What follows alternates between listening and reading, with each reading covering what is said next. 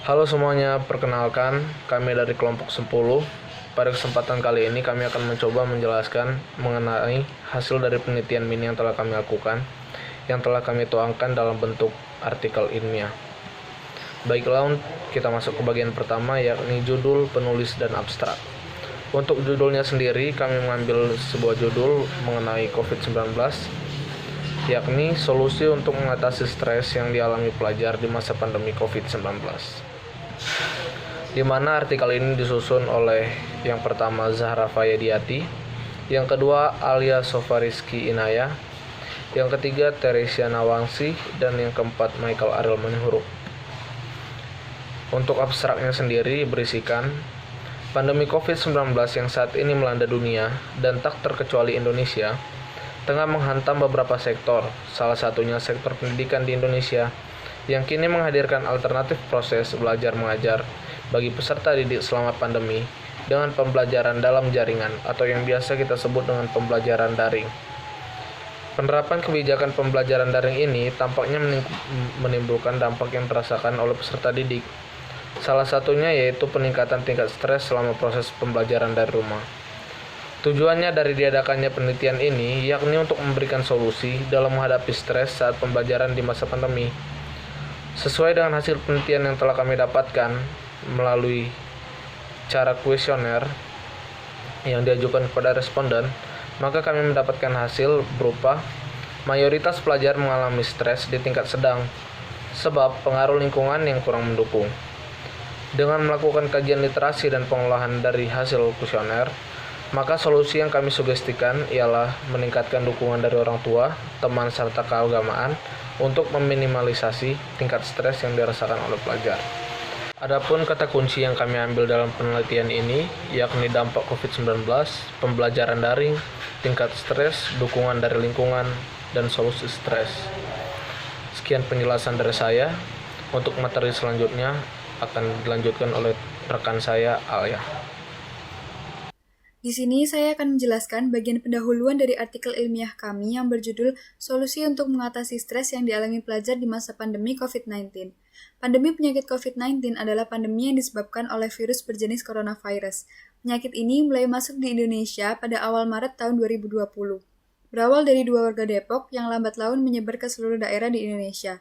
Hingga saat ini, total kasus positif selama beberapa bulan terakhir mengalami peningkatan. Dalam mengatasi wabah ini, pemerintah menciptakan kebijakan PSBB atau pembatasan sosial berskala besar yang menyebabkan semua sektor di Indonesia mengalami perubahan. Salah satunya adalah sektor pendidikan yang mengganti proses belajar mengajar menjadi study from home atau pembelajaran dari rumah yang sebelumnya dilakukan secara tatap muka di sekolah. Study from home ini dilakukan secara daring atau dalam jaringan, di mana peserta didik menerapkan sistem pembelajaran online menggunakan aplikasi seperti Zoom dan Google Meet. Hal ini memiliki dampak negatif dan positif. Dampak positifnya di antara lain peserta didik lebih banyak meluangkan waktunya di rumah bersama keluarga. Peserta didik memiliki metode belajar yang variatif dan mulai peka dengan perubahan. Di samping dampak positif, ternyata study from home ini juga memiliki dampak negatif, yaitu peserta didik menjadi kurang bersosialisasi. Peserta didik mengalami penurunan capaian belajar karena adanya perbedaan akses dan kualitas selama pembelajaran daring. Dan peserta didik mengalami peningkatan tingkat stres selama pembelajaran daring. Stres yang dialami oleh pelajar ini dapat merubah performa akademik mereka. Stres yang dialami pelajar ini biasanya diakibatkan karena kurangnya daya dukung dari lingkungan, seperti sekolah, guru, dan keluarga. Strategi untuk mengatasi permasalahan ini ialah dengan mencari dukungan sosial dari lingkungan sekitar, dan memberikan sugesti bahwa agama dapat menjadi strategi untuk melindungi kesehatan mental peserta didik. Penelitian untuk artikel ilmiah ini akan menggunakan metode literasi dari berbagai jurnal dan melakukan pengumpulan data menggunakan kuesioner yang akan diberikan kepada responden, yaitu para pelajar.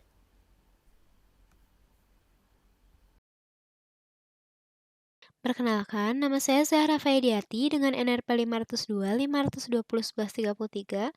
Pada bagian ini, saya akan menjelaskan mengenai hasil dan pembahasan artikel ilmiah kelompok 10.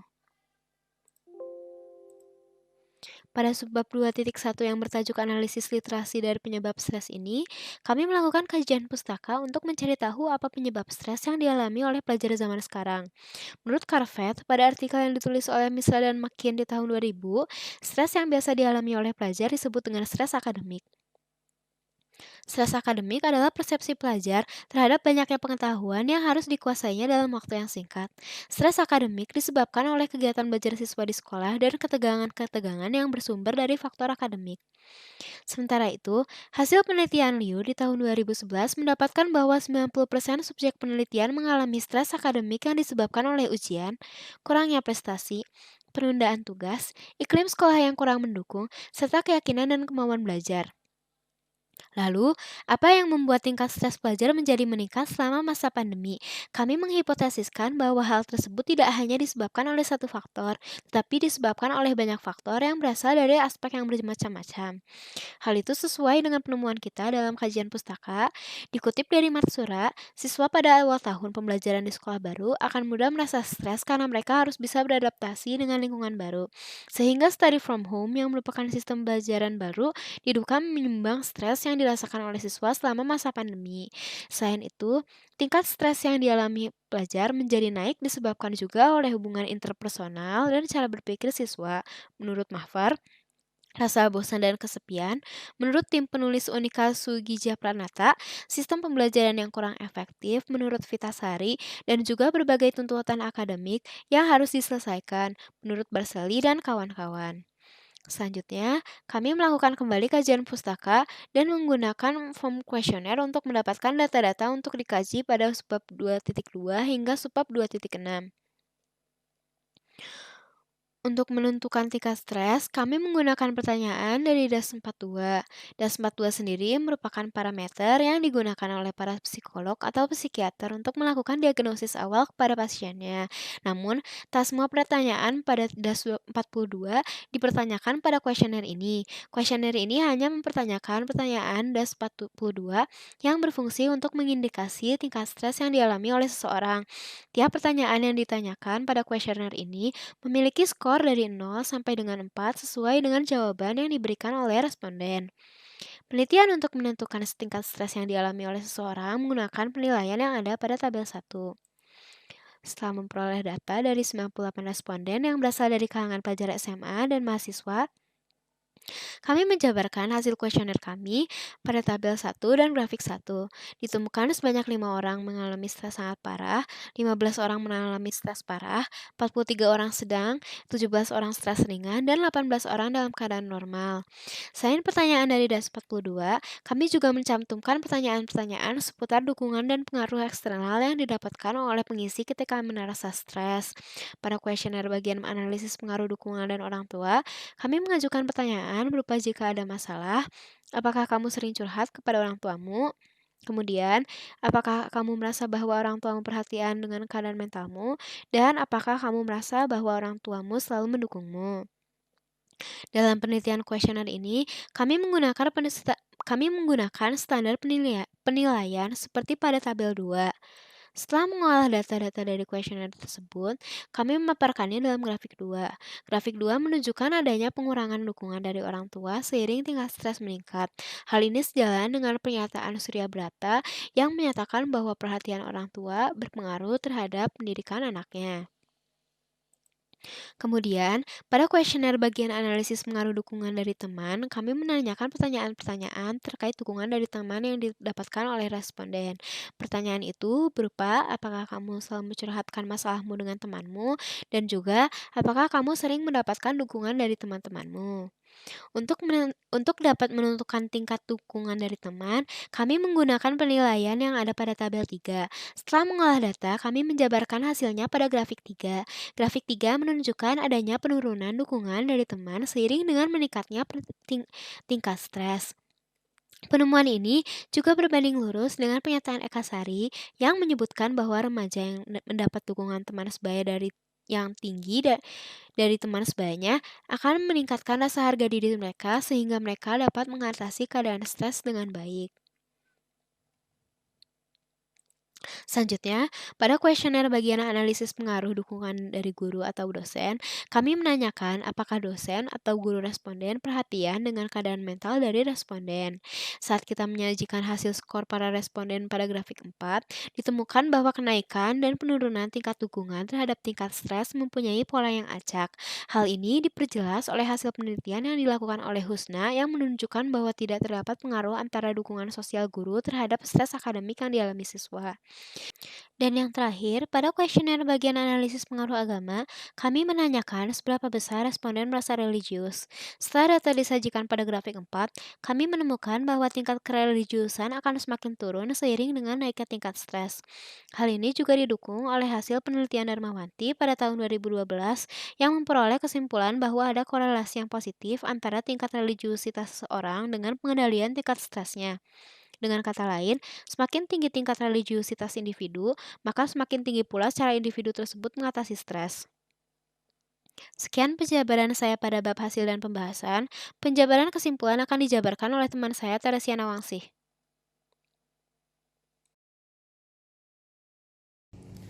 Di sini, saya Teresia Nawangsih dengan NRP 502 5201144 akan memaparkan kesimpulan dan daftar pusaka. Kesimpulan pada artikel ini, pandemi COVID-19 menyebabkan pemerintah membuat kebijakan study from home untuk pendidikan di Indonesia.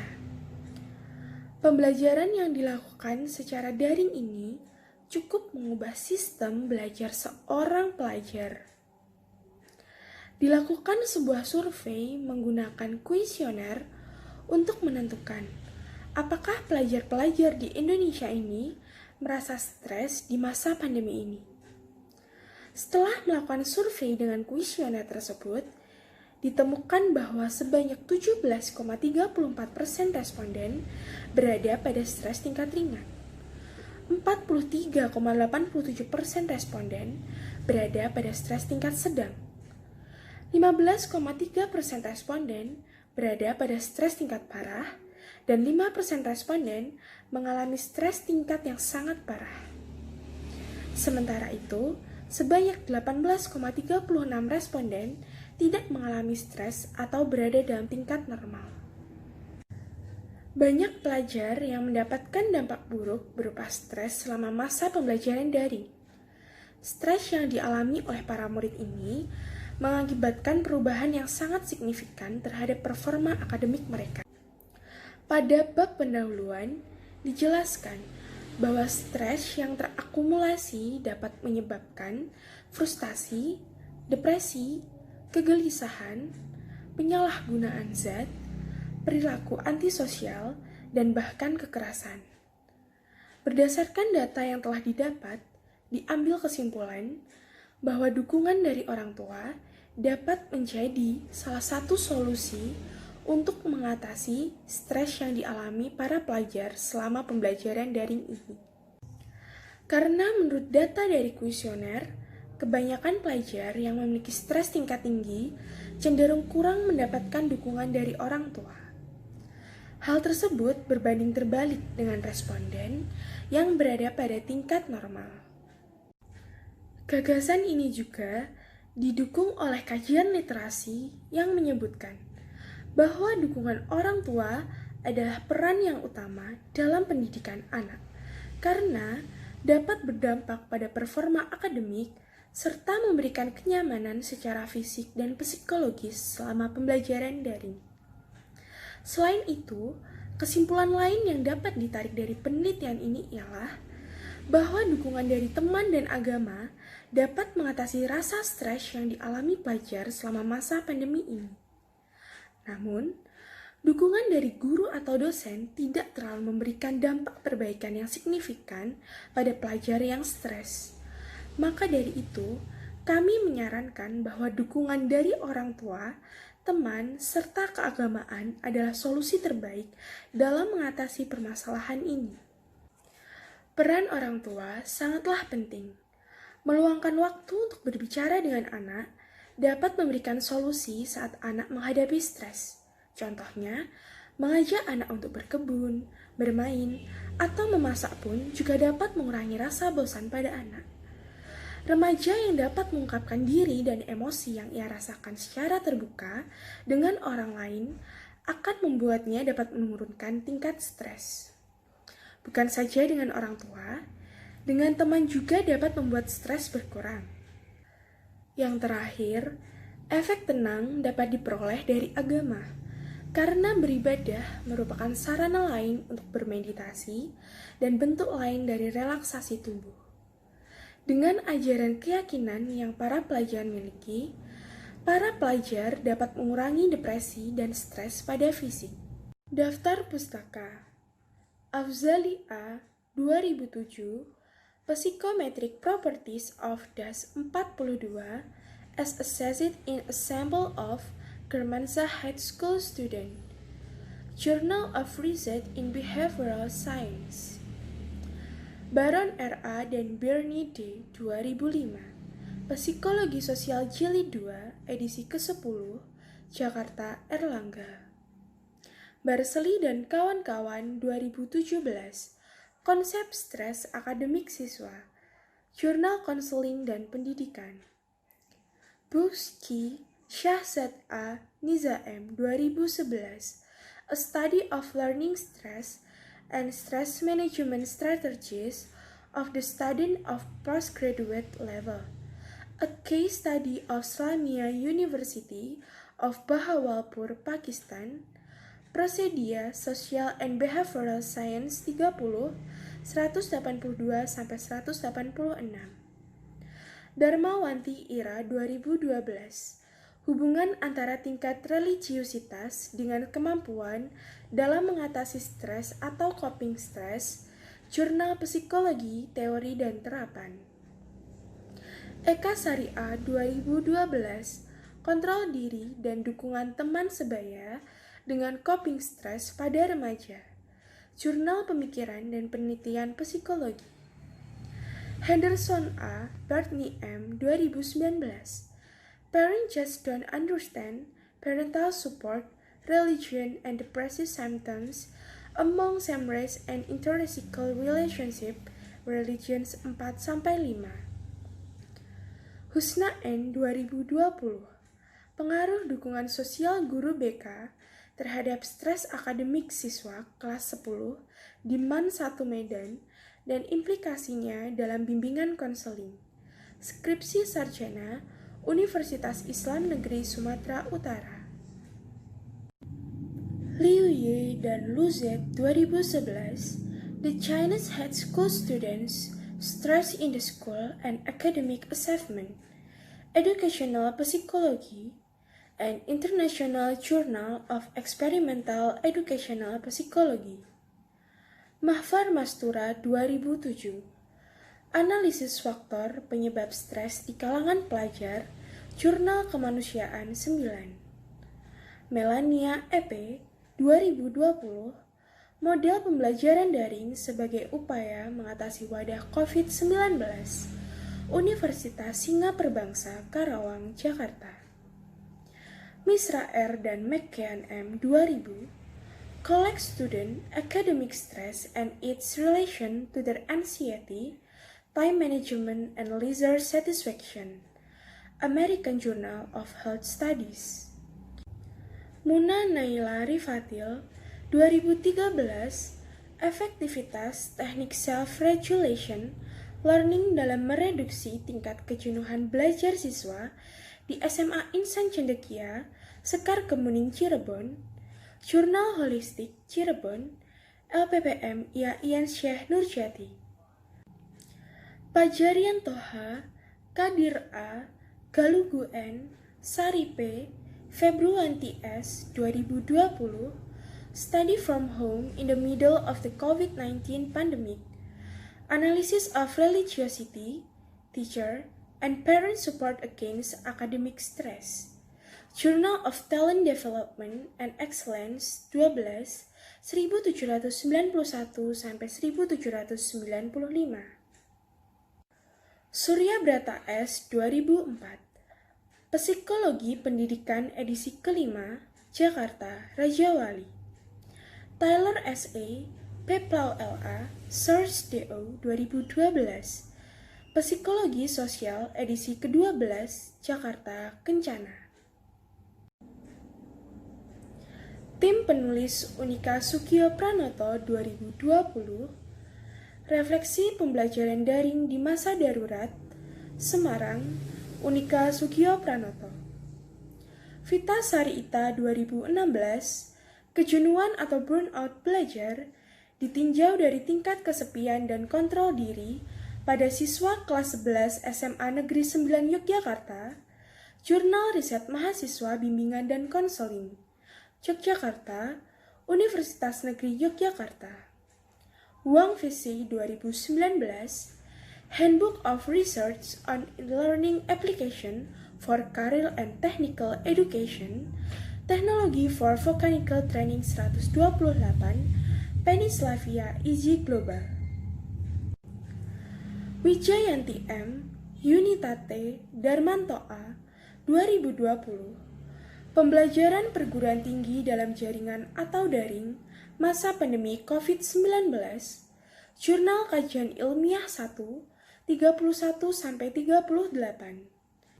Yuliana Y, 2020, COVID-19, Sebuah Tinjauan Literatur, Wellness and Healthy Magazine, 2, 188. Sulfa TNI 2020, COVID-19 dan Kecenderungan Psikosomatis, Akademia 1-2.